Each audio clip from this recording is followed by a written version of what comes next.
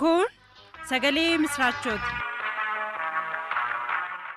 Wangeela Maarqos boqonnaa 7 kutaa kana keessatti immoo kan ilaallu tokkoffaa Yesuus Fariisonniif warri caafotaa gara isaa dhufanii gaaffii isa gaafachuu isaanii, inni lammataa waa'ee aadaaf sagalee Waaqayyootti jiraachuu garaagarummaa isaa Yesuus sabatti dubbachuu isaa yookiis barsiisuu isaa, sadaffaa Yesuus namoota fayyisuu isaa kutaa kana keessatti barreeffamee jira. Wangeela Maarqos guutummaa isaa yeroo ilaallu ergaansaa inni guddaan Yesuus Kiristoos fedha Waaqayyoo raawwachuudhaaf samiirraa kan dhufe garbicha Waaqayyoo ta'uu isaa kan ibsudha. Irraan deebi'aa Wangeelli Maarqos guutummaan isaa yeroo ilaallu ergaansaa inni guddaan Yesuus Kiristoos fedha Waaqayyoo raawwachuudhaaf samiirraa kan dhufe garbicha Waaqayyoo ta'uu isaa kan ibsudha. Egaan Yesuus wanta gochuu barbaadu hunda hojiidhaan Waaqa agarsiise ta'uu isaa Maarqos wangeela isaa keessatti ibseera. Kana malees Yesuus hojii isaatiin saba Israa'el duwwaa ga'ee dhiise odoo hin ta'in warra Roomaatiifuu waan ajaa'ibsiisaa kan godhedha. Wanta Yesuus godhu ilaaluu kan barbaadan hundatti Yesuus hojii isaa agarsiisaa turuunsaa ni beekama. Har'ayyuu Yesuus Kiristoos hojii isaa isa jiraataa isa humna qabeessa sana ilaaluu kan barbaadan hundatti agarsiisuudhaaf fedha isaati. Garuu nuun jireenya akkamiitiin gara isaatti dhiyaanna laata? Yeroo Yesuus dhalate yommuu ilaallu gara dhuma kakuu moofaaf jalqaba kakuu haaraa irratti akka ture ni beekama. Yeroon kun seenaa saba Israa'el keessatti wanta addaan ba'e kan keessatti raawwatamedha. Yeroo sana keessa tuutii adda addaa dhaabbatanii turani. Isaan kana gabaabaatti ni ilaalla. Sababiin isaa barumsa keenyaaf nu gargaara waan ta'eef. Tokkoffaa caafota yookiis beektota kitaabaa, tuuta kana kan dhaabe Izraa akka ta'e beekonni nu dubbatu. Jarri kun seera kan qorataniif hiikanii kan sabatti dubbatan turani. Yeroo booda garuu akka malee seera kan jabeessaniif namootas kan ceephaan ta'ani. Yesuus of tuultota ta'uu isaanii haaluma baasee adda addatti isaanitti dubbate. Bara keenya keessa beektota sagalee Waaqayyoof hojii siyaasaa warra gaggeessan bira rakkinni jiru isa kanadha. Waanuma qajeelaa ta'ee jiru isa fudhachuu dhiisanii kan jarri haasa'an kan biraadha. Ceephuun iddoo isaatti barbaachisaadha. Haa ta'u malee akka malee ceephuu dhiyeessuun gaarummaa hin qabu. Egaan Waaqayyo hubannaa isaa waaqarraa isaaniif haa kennu. Inni lammataa warra Saduqootaati. Jarri kun barumsaa warra Giriikiitiin kan fudhatamanidha. Sagalee Waaqayyo keessaa macaafa Musee 5 duwwaadha kan jarri fudhatani. Haa ta'u malee jireenya kana booda jireenyi kan biraan akka jirutti darbees immoo hafuura yookiis ergamoota Waaqayyoo jiraachuu isaaniitti hin amanani. Jarri kun mana qulqullummaa keessaa warra tajaajilanidha. Haa ta'u malee baay'een isaanii hojii daldalaa kan gaggeessanidha malee hubannaa sagalee Waaqayyootiif yookiis dubbii Waaqayyoo qo'achuudhaaf warra hin barbaannedha. Jarri kun hojiidhaaf barumsa hafuuraatti warra qoosanidha. Yeroo Yesuus biyya lafaarra ture gaaffii isa gaafataniiru. Gaaffiin sun Yesuusiif barumsa isaarratti akka qoosuu ture. Garuu Yesuus Waaqayyoonis ta'e sagalee isaa akka jarri hin beekne macaafuma jarri itti amanna jedhan sana keessaa fuudhee itti hime. Deebiin Yesuus jaraaf kennes jara leeyyaasise. Bara kana keessaa namoota Waaqayyoo otuu hin ta'in yookiis otuu jireenya isaanii Waaqayyoof hin kennin namoota Waaqayyoo of fakkeessuudhaaf baay'ee yaalii kan godhan jiru. Warri kaan immoo sagalee Waaqayyoo baratanii waldaa keessaa tajaajilu. Garuu kan nama gaddisiisu du'aa ka'uu Kiristoositti hin amanani. Kuni leeyyoo guddaadha. Isaan akkasii kun waldaa Waaqayyoo sana man'ee hattootaa gochuu kan barbaadanidha. Eegaa du'aaf du'aa ka'uu Yesuus Kiristoositti kan hin amanne waldaa Waaqayyoo keessaa maal hojjeta? Isinimtuu maal hojjetaa jettanii yaaddu? Inni sadaffaan tuuta Heroodis warra jedhamanidha. Jarri kun hojiin isaanii basaasa siyaasaa gaggeessuudha. Teessoon mootummaa sun akka inni jabaatu gochuudhaaf kan hojjetanidha. Jarri kun Fariisotaa wajjin walii galtee uumuudhaan tokkummaadhaan gara Yesuus dhufani. Gaaffii siyaasaaf amantii ilaaleen Yesuusin gaafatanii turani. Yesuus garuu lamaanuuf iyyuu deebii quubsaadhaaf ajaa'ibsiisaa isaaniif kennee leeyyaasise. Deebii Yesuus isaaniif kenne kana yeroo dhaga'an leeyyaaniitu gara booddeetti deebi'ani. Fariisonniif gareen Heroodis kun dubbii afaan isaatiin Yesuusin qabuudhaaf hin dandeenye. Inni isaan dhufan kiyyoo isaanii keessaa isa gashuuf turani. Haa ta'u malee hin dandeenye. Namoonni waldaa keessaa hojjetan namoota siyaasa gaggeessanii wajjin walii galtee qabaachuuniif hanga danda'amettis taanaan walii wajjin hojjechuun gaariidha. Haa ta'u malee hojii mootummaa Waaqayyoo diiguudhaaf yookiis immoo mirga dhala namaa dhiibuudhaaf yoo ta'e booddeensaa rakkina fiduunsaa beekamaadha. Kanatti namoonni Waaqayyoo of eeggachuun warra kana raawwatanis akeekkachiisuun gorsuun baay'ee barbaachisaadha. Hojii siyaasaaf hojiin mootummaa Waaqayyoo garaagarummaa akka inni qabu baruun gaariidha. Egaa yaa dhaggeeffattoota, wanta nuun baruun nuuf ta'u tokko Waaqayyo biyya lafaa isa siyaasaan guute kana keessatti akka inni hojjetus immoo hubachuun baay'ee gaariidha. Namoonni baay'een Waaqayyo waldaadhuma keessa duwwaa karaa dubbii isaa hojjetaa jedhanii yaadu. Haa ta'u malee uumama kana hundumaa kan uume, biyya lafaa kanas kan uume isadha waan ta'eef Waaqayyo harki isaa jireenya biyya lafaa kana hundumaa keessa akka jiru hubachuun barbaachisaadha. Yeroon kana jedhu Waaqayyo namoota gara hammeenyaatti xuraa'ummaatti isaan geessa jechuu koo akka hin taane hubachuudhaaf ni dandeessu jedhee tanan yaada. Egaan waa'ee tuuta kanaa kanan kaaseef barumsa yookiis qo'annaa wangeela Maarqos boqonnaa 7 nu gargaara waan ta'eefidha. Wangeela Maarqos boqonnaa 7 lakkoofsa 1 hanga lakkoofsa 23tti yeroo laallu tuuti Fariisotaaf caafotaa gara Yesuus dhufuu isaanii hima. Jarri kun yeroo baay'ee gara Yesuus dhufanii gaaffii isa gaafachaa turuun isaanii ni beekama. Haa ta'u malee ammas gara isaa karaa dheeraa adeemanii kan dhufaniif wanta Yesuus barsiisuuf dinqii inni raawwatu akkasumas sabni naannoo adda addaatii iddoo Yesuus jiru barbaadanii dhaquun isaanii kun Fariisota wanta taa'uuf ka'uu isaan dhawweef gara isaa dhaqanii. Ammas kan jarri dhufan sagalee Waaqayyoo barachuudhaaf odoo hin ta'in Yesuus irraa dubbii barbaachuudhaafidha. Egaan amma Yesuus bira tuuta lamatu jira. Isaanis tokkoffaa ergamoota isaati.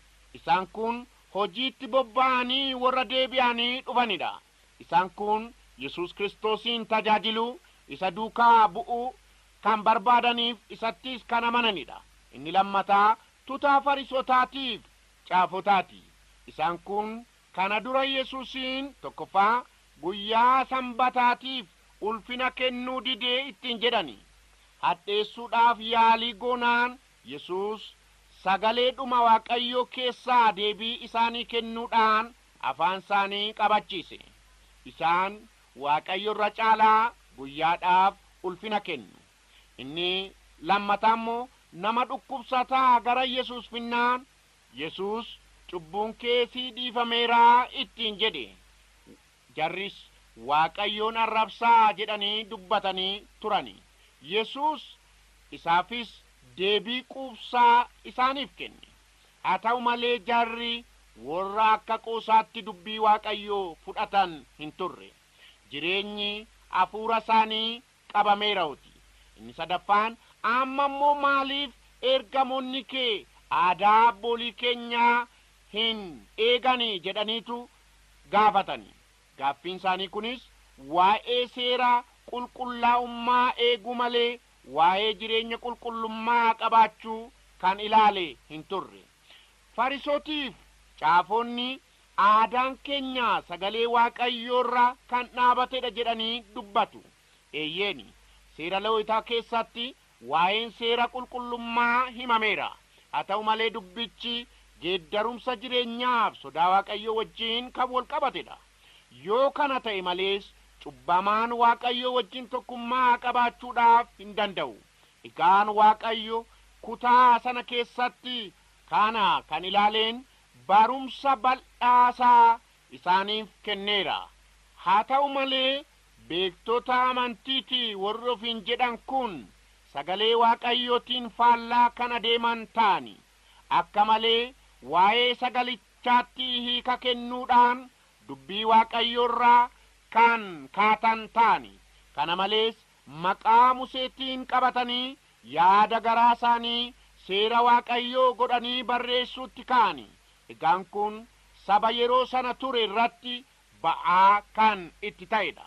Fariisonni seera qulqullaa'inaa godhanii kan jarri baasan kun mi'a manaa miiccuu, siree miiccuu, yeroo gabaadhaa galanis akkuma kana akka godhamu abboomu turani. Kun haayijinii yookiis qulqullummaa eeggachuu gaariidha. Haa ta'u malee wanta Waaqayyoo wajjin wal nu agarsiisu homa tokkoyyuu hin qabu. Egaan har'ayyuu taanaan rakkinni kana fakkaatu jira. Innis tokkoffaa sagalee Waaqayyootti akka malee hiika itti kennuu yaadu. Kuni barumsa sobaatiif karaa kan kennudha. Inni lammataa yaada garaa ofii sagalee Waaqayyoo gochuudha. Kuni tajaajiltootaaf amantoota baay'ee rakkina irratti kan gatedha. Wanta sagalee Waaqayyoo hin fakkaatiniif isaa wajjinis wal qunnamtii hin qabaanne sagalee Waaqayyoo gochuu yaaluun dogoggoradha. Inni sadaffaan sagalee Waaqayyootiin qabatanii aadaadhuma gaarii ta'e diiguu yaaduun booddeensaa rakkina akka fidu baruuni barbaachisaadha. Afraffaan dubbii Waaqayyoo gatanii yookiis dhiisanii aadaa isuma namni uume caalchifachuun bara kana keessaa mul'achaatti jira. Shanaffaa warra Yesuus duukaa dhugaadhaan bu'an maqaa isaanii hadheessuun homaa gaarummaa akka hin qabne kutaa kana keessaatii ilaaluun ni danda'ama. Fariisonni afaaniin Waaqayyoon galateeffatu malee yaadaan Waaqayyoorraa fagoo kan jiranidha. Kana malee haadha keef abbaa keetiif ulfina kenni sagalee jedhu yoo namni mana qulqullummaatiif waan barbaachisu kenne haadhaaf abbaasaa gargaaruun kan isaaf ta'u abboommii sanaan hin gaafatamu jedhaniitu waanuma wal hin fakkaanne akka jarri barsiisaa jiran. Kunis dogoggora akka ta'e Yesuus Kiristoos addaan baasee isaanitti hime. Wanta Waaqayyo jedhe raawwachuu malee sababii kan biraa irratti kennuun homaa waan nu gargaaruuf bu'aa nuu fidu hin qabu. Yesuus saba ofitti waamee barumsa isaanii kenne. Maaltu akka nama xureessu isaanitti hime. Innis tokkoffaa nyaatis ta'e dhugaatiin gara Waaqayyootti nama dhiyeessuu akka hin dandeenye dubbate.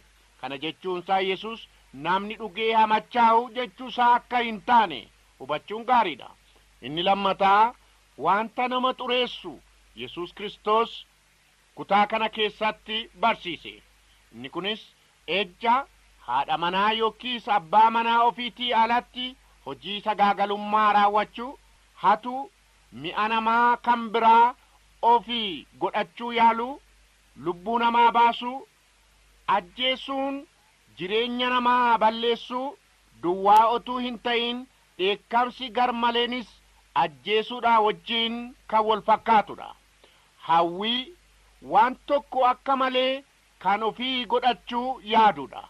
Egaan hawwii gaariin akkuma jiru hawwii hamaanis jiraachuusaa hubachuun barbaachisaadha.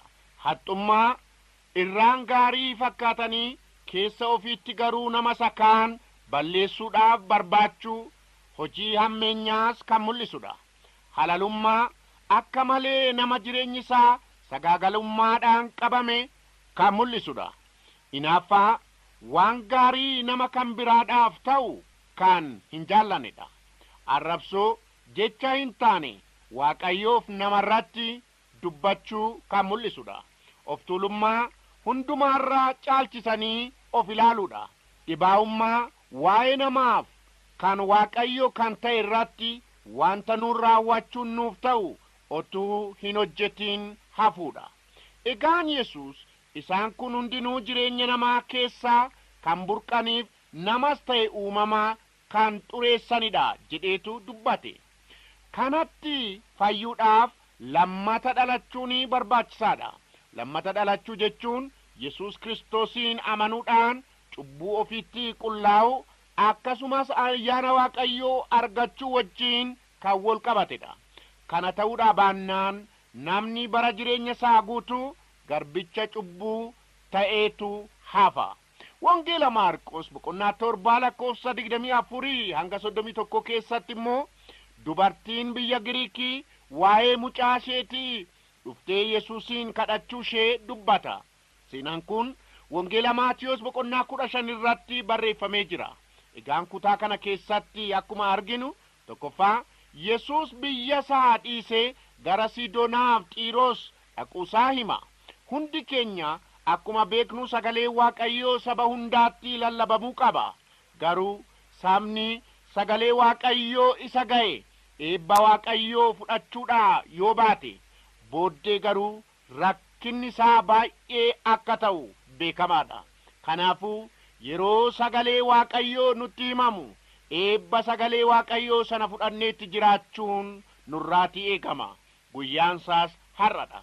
Inni lammataa Yesuus otuu dubartiin kun itti iyyituu dhiisee adeeme akkasumas deebii isheen hin yaadin kenneef. Egaan kun kan inni ta'eef akka saba Yihuudootaatti gara Yesuusitti dhiyaatte. Yesuus garuu kana hin fudhanne. Akka isheen gad of qabdu itti dubbate. Sirriidha. Namni gad of qabee gara Waaqayyootti dhiyaachuu qaba. Fayyinni harcaan mana Waaqayyoo keessa hin jiru. Waaqayyo fayyina guutuudha kan inni namaaf kennu. Yaa dhaggeeffatootaa, maaliif Yesuus otuu nuun isa waamnuu nu jalaa dida laata? Ani kana yaadu tokkoffaa akka nuun obsaan isa eeggannu ilaaluudhaaf. Lammata amantiidhaan akka nuun irra caalaa isatti deddeebinuuf. Sadaffaa jireenya amantiidhaan haala hundaa keessatti akka nuun jabaannee dhaabannu nu gochuudhaafi. Yesuus egaa harkaan qaqqabachuu duwwaadhaan nama fayyisa utuu hin ta'in sagalee isaatiinis dubbachuudhaan namoota fayyisaa ture. Humna Kiristoos Yesuus daangaan lafaa humna isaa qabuudhaaf akka hin dandeenye sagalee Waaqayyoo keessatti iddoo baay'eetti ilaaluun ni danda'ama.